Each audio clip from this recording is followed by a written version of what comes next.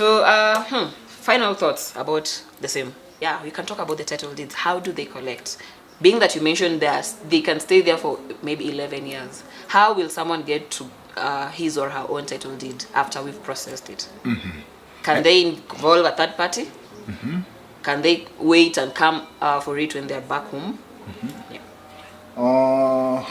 As I've mentioned, the world we live in today is actually very developed in terms of connectivity. We've had clients who we've sent their title deed after the process has completed, and it's also good and very good to mention that for us, given that we usually have most of the documentation in check and in hand before we introduce a property for sale.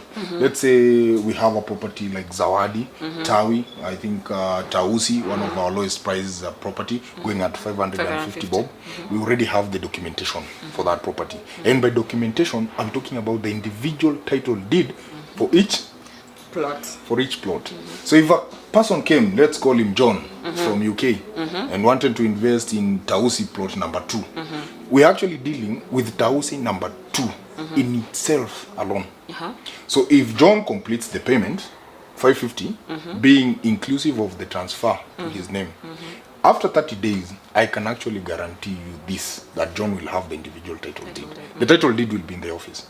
So it's now up to John to advise. Do you want the title deed to come to you in US? You say yes, it's okay.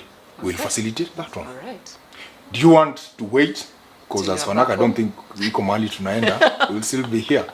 So someone would say, no, hii title yangu iweke, I'll be visiting, because they do a lot of visitation. So once they're coming back, they can also come. And maybe for those who not physically viewed the property, so it's also a very good opportunity for them to come and view the property. There's another one who would say, but do you know what, Dan?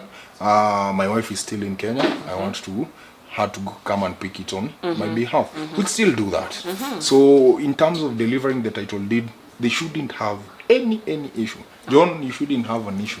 We'll get you this. Okay. So there's no any other bureaucracy like my wife has to come and sign something, come with a lawyer for them to pick the title deed. They can just come, they say they are picking it on behalf of John? Not really, because again, you'll realize a title is very sensitive. Yeah. You also want to make sure that this being for John, let's say I have a title deed, it's actually mine. At this particular time, it's no longer Fanaka's property. We cannot do as we wish. In most of these underdoing or undertakings, it is the client who will be advising the best and most convenient way they feel the title deed should be delivered for them. So if a client dictated and said, here I want John to come and pick it, it's from the client. So provided we have the assurance that this one is actually coming from the client, then we'll do that. Because in some events, by assurance, in you most mean cases, maybe you can write something, a letter or something to us? Yeah, simple email directing. I want these and these to be given.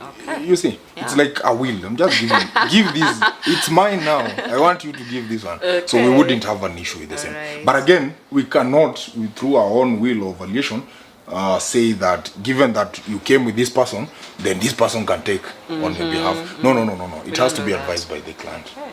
So you've had it all. You know how we do it here. We educate, we give insights, and we recommend anything related to land investment. So it was a great show. Asante sana Dan for gracing us with your presence.